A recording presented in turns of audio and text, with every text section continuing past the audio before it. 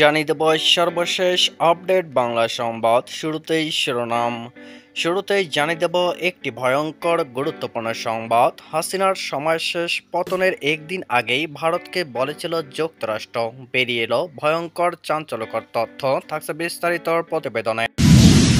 জানিয়ে দেব শেখ হাসিনার জন্মদিন উপলক্ষে গণযোদ্ধা নিক্ষেপ প্রতিযোগিতার আয়োজন করেছে জাহাঙ্গীরনগর বিশ্ববিদ্যালয়, থাকছে বিস্তারিত প্রতিবেদনে। এবং সবশেষে জানিয়ে দেব দেশে ফিরলেন প্রধান উপদেষ্টা ডক্টর মোহাম্মদ ইউনূস, থাকছে বিস্তারিত প্রতিবেদনে। এতক্ষণ শিরোনাম শুনছিলেন, এবার বিস্তারিত। শেখ হাসিনার সময় শেষ পতনের একদিন আগেই ভারতকে বলেছিল যুক্তরাষ্ট্র। বাংলাদেশে অস্থিরতা মোকাবেলায় গত রোববার শেখ হাসিনার সংকট মোকাবেলায় নিরাপত্তা বাহিনীর ঊর্ধ্বতন কর্মকর্তাদের বৈঠক ডেকেছিলেন। বিবিসি বলছে, তখনও তিনি প্রধানমন্ত্রী হিসেবে তার সময় ফুরানোর বিষয়টি মানতে নারাজ ছিলেন বলে ধারণা করা হচ্ছে। কয়েক ঘন্টার মধ্যে শেখ হাসিনা যে জনস্রোতে ভেসে যাবেন, প্রকৃতপক্ষে খুব কম মানুষই তার এই বিদায় সম্পর্কে অনুমান করতে পেরেছিলেন। শেষ পর্যন্ত শীর্ষ নিরাপত্তা কর্মকর্তাদের কথা না শুনলেও পরিবারের ঘনিষ্ঠজনদের পরামর্শে তিনি পালিয়ে যেতে রাজি হয়েছিলেন। শেখ হাসিনার পুত্র সজীব ওয়াজেদ জয় বিবিসিকে এমন কথা বলেছেন। বিবিসি বলছে, শেখ হাসিনা ঠিকই সময়ে মন স্থির করেছিলেন। তার পালানোর কয়েক ঘন্টার মধ্যেই জনতা তার বাসভবনে প্রবেশ করেছিল। প্রতিবেদন অনুযায়ী একদিন আগেই ওয়াশিংটন ভারতকে জানিয়েছিল যে হাসিনার সময় শেষ। রোববার সকালে জাতীয় নিরাপত্তা কমিটির বৈঠক ডাকা হয়েছিল। বৈঠকে তিন বাহিনীর প্রধান, ঊর্ধ্বতন নিরাপত্তা ও পুলিশ কর্মকর্তারা এতে অংশ নিয়েছিলেন। বৈঠকের পরিবেশ ছিল গম্ভীর। দেশজুড়ে সরকার বিরোধী বিক্ষোভের কারণে প্রধানমন্ত্রীর উপর কয়েক সপ্তাহ ধরে চাপ বাড়ছিল। 1971 সালে বাংলাদেশের স্বাধীনতা যুদ্ধের পর সবচেয়ে ভয়াবহ এই সহিংসতায় কয়েকশো মানুষ নিহত হন। রোববার একই দিনে অন্তত 90 জন নিহত হয়েছেন। নিহত ব্যক্তিদের বেশিরভাগই বিক্ষোভকারী। তারা আইনশৃঙ্খলা রক্ষাকারী বাহিনীর গুলিতে প্রাণ হারান, তবে জনতার হাতে পুলিশ সদস্য নিহত হয়েছেন। কর্মকর্তাদের কাছ থেকে বিবিসি বাংলা পেয়েছে, শেখ হাসিনা দুটি বিকল্প খোলা রাখতে চেয়েছিলেন। যখন তার দেশ ছাড়ার প্রস্তুতি চলছিল, তখনও তিনি শেষ মুহূর্ত পর্যন্ত বল প্রয়োগ করে ক্ষমতায় থাকতে চেয়েছিলেন। তবে শীর্ষ সামরিক কর্মকর্তারা শেখ হাসিনার কথায় রাজি হননি। রোববার দেশের বিভিন্ন স্থানে মাঠ পর্যায়ে সেনা ও সেনা কর্মকর্তাদের সঙ্গে মিশে গিয়েছিল সাধারণ মানুষ ও আন্দোলনকারীরা। পরিস্থিতি পর্যালোচনা করার পর জ্যেষ্ঠ সামরিক কর্মকর্তারা বুঝতে পেরেছিলেন পরিস্থিতি নিয়ন্ত্রণের বাইরে চলে গেছে। একাধিক সূত্র বিবিসিকে জানিয়েছে, আলাদাভাবে বৈঠকে সামরিক ঊর্ধ্বতন কর্মকর্তারা প্রধানমন্ত্রীকে বলেছিলেন সেনারা বেসামরিক লোকজনের উপর গুলি চালাবেন না, তবে তারা পুলিশকে নিরাপত্তা সহায়তা দিতে পারবেন। পুলিশের ঊর্ধ্বতন কর্মকর্তারা অভিযোগ করেছেন তাদের গোলাবারুদ ফুরিয়ে যাচ্ছে, যদিও এ বিষয়ে পরে প্রকাশ পায়। অবসরপ্রাপ্ত brigadier general M Sakhawat Hossain BBC বাংলাকে বলেন, পুলিশ ক্লান্ত ছিল। আমরা শুনেছি যে তাদের কাছে পর্যাপ্ত গোলাবারুদ ছিল না, তবে হাসিনা তা শোনেননি। আর তখন কেউ সামনে বসে তার সঙ্গে দ্বিমত পোষণ করতে রাজি ছিলেন না। বৈঠকের পর শেখ হাসিনা পরিস্থিতি উপেক্ষা করে তার বার্তা দেন। তিনি বিক্ষোভকারীদের সন্ত্রাসী বলে অভিহিত করেন। তিনি অগ্নিসংযোগকারীদের প্রতিরোধের জন্য জনগণের প্রতি আহ্বান জানান। নিরাপত্তা বাহিনী আশঙ্কা করেছিল তাদের হাত ধরে শীঘ্রই দেশে গৃহযুদ্ধের দিকে এগিয়ে যাওয়ার মতো পরিস্থিতি আসতে পারে। রোববারের সহিংসতার ছবি সামাজিক যোগাযোগ মাধ্যমে ছড়িয়ে পড়েছিল, কারণ মৃতের সংখ্যা ক্রমাগত বাড়ছিল। পুলিশ ও ক্ষমতাসীন আওয়ামী লীগের যুব শাখার সদস্যদের গুলিতে আহত তরুণদের ছবি আরও ক্ষোভের জন্ম দিচ্ছিল। সংঘর্ষের ভয়াবহতা স্পষ্ট হয়ে উঠলে বৈষম্যবিরোধী আন্দোলনের নেতারা ঢাকামুখী গণমিছিলের কর্মসূচি একদিন এগিয়ে আনার কর্মসূচি দেন। এই ঘোষণার কর্তৃপক্ষ বিস্মিত হয়ে যায়। গোয়েন্দা তথ্যে বলা হয়, ছাত্রদের দাবি মানুষকে আকৃষ্ট করেছে। পরের দিন হাজারো মানুষ রাজধানীর রাজপথে নামার পরিকল্পনা করেছে। নিরাপত্তা বাহিনী বিক্ষোভকারীদের থামানোর চেষ্টা করলে আরেকটি রক্তপাত ঘটবে, তাই সেনাপ্রধান জেনারেল ওয়াকারুজ্জামান আবার প্রধানমন্ত্রীর সঙ্গে কথা বলার সিদ্ধান্ত নেন। নির্ভরযোগ্য একাধিক সূত্র বিবিসিকে জানায়, রোববার সন্ধ্যায় তিন বাহিনীর প্রধান শেখ হাসিনার সঙ্গে দেখা করেন। তারা বিনয়ের সঙ্গে ব্যাখ্যা করে বলেন, মাঠ পর্যায়ে পরিস্থিতি আরও অস্থিতিশীল হয়ে উঠছে।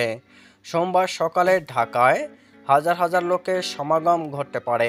তারা তার বাসভবনে নিরাপত্তার নিশ্চয়তা দিতে পারছেন না। শেখ হাসিনা তিন বাহিনীর প্রধানের পরামর্শ গ্রহণ করেননি। তবে ঢাকার সাংবাদিকরা বলেন, তারা বুঝতে পেরেছিলেন ইতিমধ্যেই ক্ষমতার পট পরিবর্তন হচ্ছে। রোববার রাত নাগাদ অনেক জায়গায় পুলিশের উপস্থিতি ছিল না। অসংখ্য নিরাপত্তা ব্যারিকেড ছিল খালি। অবসরপ্রাপ্ত brigadier general M Shawkat Hossain বলেন, তিনি অর্থাৎ হাসিনা অনড় ছিলেন। পদত্যাগ বা দেশ ছাড়ার ব্যাপারে তিনি রাজি ছিলেন না। এম শওকত হোসেন বলেন, তারা বলেছিলেন সৈনিকদের পক্ষে জনতার ওপর গুলি চালানো কঠিন হবে। তারা বলেছিলেন সেনারাও দেশের অংশ, তারা গ্রাম থেকে এসেছেন, তারা নিজেদের লোকদের ওপর গুলি চালাবেন না। সোমবার সকাল থেকেই ঢাকা অভিমুখে বিপুল জনতা যাত্রা শুরু হয়। সেনাপ্রধান জেনারেল ওয়াকারুজ্জামান আবার শেখ হাসিনার বাসভবনে গিয়ে তাকে পরিস্থিতির গভীরতা ব্যাখ্যা করেছিলেন। লোকজন কারফিউ ভঙ্গ করেছিল, ইতিমধ্যেই সহিংসতা শুরু হয়ে গিয়েছিল। ঢাকার অনেক জায়গা থেকে পুলিশ প্রত্যাহার করা হচ্ছিল। জেনারেল ওয়াকারুজ্জামান তাকে বলেছিলেন, তারা খুব বেশি সময় প্রধানমন্ত্রীর সরকারি বাসভবন গণভবনে জনতার পৌঁছানো ঠেকাতে পারবেন না। সর্বোচ্চ 1 ঘন্টা বা তার কিছু বেশি সময় তা সম্ভব হতে পারে। এই পর্যায়ে সামরিক প্রধানরা শেখ হাসিনাকে বোঝানোর জন্য তার পরিবারের সদস্যদের সঙ্গে কথা বলার সিদ্ধান্ত নেন। পুলিশ ও সামরিক বাহিনীর প্রধানরা তখন শেখ হাসিনার বোন শেখ রেহানার সঙ্গে কথা বলেন, তিনি তার বড় বোনকে চলে যেতে রাজি করতে পারেন কিনা সে কথা বলেন তারা। বিবিসি জানায়, কর্মকর্তারা শেখ রেহানার সঙ্গে অন্য একটি কক্ষে আলোচনা করেছিলেন। তারা তাকে শেখ হাসিনার কাছে পরিস্থিতি ব্যাখ্যা করতে বলেছিলেন। শেখ রেহানা তখন তার বড় বোনের সঙ্গে কথা বলেন, কিন্তু শেখ হাসিনা ক্ষমতা ধরে রাখতে অনড় ছিলেন। তারপর বিদেশে থাকা শেখ হাসিনার ছেলে সজীব ওয়াজেদ জয় ও মেয়ে সাইমা ওয়াজেদ ফোনে তার সঙ্গে কথা বলেন। তারা তাকে চলে যেতে বলেন। সজীব ওয়াজেদ জয় গত মঙ্গলবার বিবিসিকে বলেন, আমার মা মোটেও দেশ ছেড়ে যেতে চাননি। আমাদের তাকে রাজি করাতে হয়েছিল। একাধিক সূত্র বিবিসিকে জানায়, সোমবার সকালের দিকে শেখ হাসিনা ভারতে আশ্রয়ের জন্য অনুরোধ জানাতে দিল্লির সরকারি কর্মকর্তাদের সঙ্গে যোগাযোগ করেন। তাঁর দীর্ঘ কর্মজীবনের ঘনিষ্ঠ মিত্র ভারতের কাছ থেকে দেশ ছেড়ে চলে যাওয়ার জন্য পরামর্শ দেওয়া হয়েছিল। আর একদিন আগে ওয়াশিংটন ভারতীয় পররাষ্ট্র মন্ত্রণালয়ের কর্মকর্তাদের বলেছিল, শেখ হাসিনার সময় শেষ, তার সামনে আর কোনো বিকল্প নেই। Brigadier general M Shawkat Hossain বলেন, তিনি অর্থাৎ শেখ হাসিনা যখন বুঝতে পেরেছিলেন সেনাবাহিনী তাকে সমর্থন করছে না, তখন তিনি পদত্যাগ করেন। লোকজন কারফিউ ভাঙতে যাচ্ছিল এবং তার বাসভবন অভিমুখে মিছিল করতে ঢাকায় জড়ো হচ্ছিল।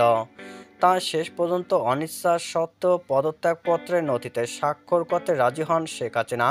তবে কিভাবে তাকে নিরাপদে দেশ থেকে বের করা যায় তা নিয়ে প্রশ্ন ছিল।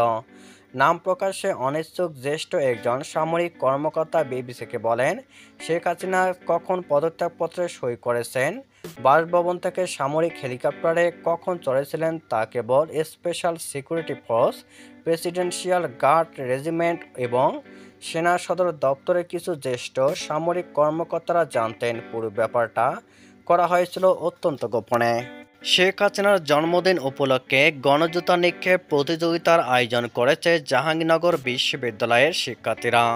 শনিবার 28শে সেপ্টেম্বর বিকেলে বিশ্ববিদ্যালয়ের শহীদ মিনারের পাশে জুতা নিক্ষেপের আয়োজন করা হয়। সরজমিনে দেখা যায়, শহীদ মিনারে শেখ হাসিনার ছবি সংবলিত একটি ব্যানার টাঙানো হয়। ওই সময় শিক্ষার্থী ও ক্যাম্পাসে ঘুরতে আসা বিভিন্ন শ্রেণী পেশার মানুষ এ প্রতিযোগিতায় অংশ নেন। প্রতিযোগিতার নিয়ম অনুযায়ী একজন ব্যক্তি সর্বোচ্চ 3টি জুতা একসঙ্গে নিক্ষেপ করার সুযোগ পান। কেউ যদি 10 মিটার দূরে থেকে শেখ হাসিনার ছবি সংবলিত ব্যানারে জুতা লাগাতে পারেন তাহলে তাকে পুরস্কার স্বরূপ একটি কোমল পানীয় মজো দেওয়া হয়।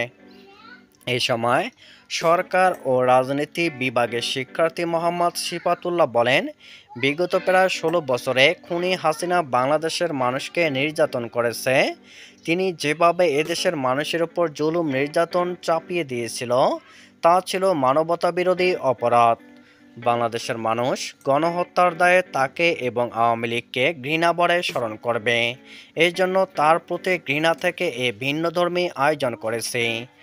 মার্কেটিং বিভাগের শিক্ষার্থী ইমরান শাহরিয়ার বলেন, সাবেক স্বৈরাচার সরকার দেশের মানুষের উপর যে নিপীড়ন চালিয়েছে তার হিসেব নেই। এখন সে জীবন বাঁচাতে ভারতে পালিয়ে গেলেও তার সেই ক্ষতচিহ্ন বুকে রয়ে বেড়াচ্ছে। সেজন্য আমরা আজকে তার জন্মদিনে মানুষকে জানাতে চাই স্বৈরাচারী শেখ হাসিনা দেশের জন্য কতটা ক্ষতিকর ছিল। জাতিসংঘ সাধারণ পরিষদের ৭৯তম অধিবেশন এবং অন্যান্য উচ্চ পর্যায়ের দ্বিপক্ষীয় বৈঠক শেষে নিউ ইয়র্ক থেকে দেশে ফিরেছেন অন্তর্বর্তী সরকারের প্রধান উপদেষ্টা ডক্টর মোহাম্মদ ইউনূস। শনিবার ২৯ সেপ্টেম্বর দিবাগত রাত ৩:৩০টার দিকে প্রধান উপদেষ্টা ও তার সফর সঙ্গীরা একটি বাণিজ্যিক ফ্লাইটে করে শাহজালাল আন্তর্জাতিক বিমানবন্দরে অবতরণ করেন। এর আগে প্রধান উপদেষ্টার প্রেস সচিব শফিকুল আলম গণমাধ্যমকে বলেন, সফরে ডক্টর ইউনূস মার্কিন প্রেসিডেন্ট জো বাইডেন সহ 12টি দেশের সরকার ও রাষ্ট্রপ্রধান এবং বিভিন্ন আন্তর্জাতিক সংস্থার প্রধানের সঙ্গে সাক্ষাৎ করেন।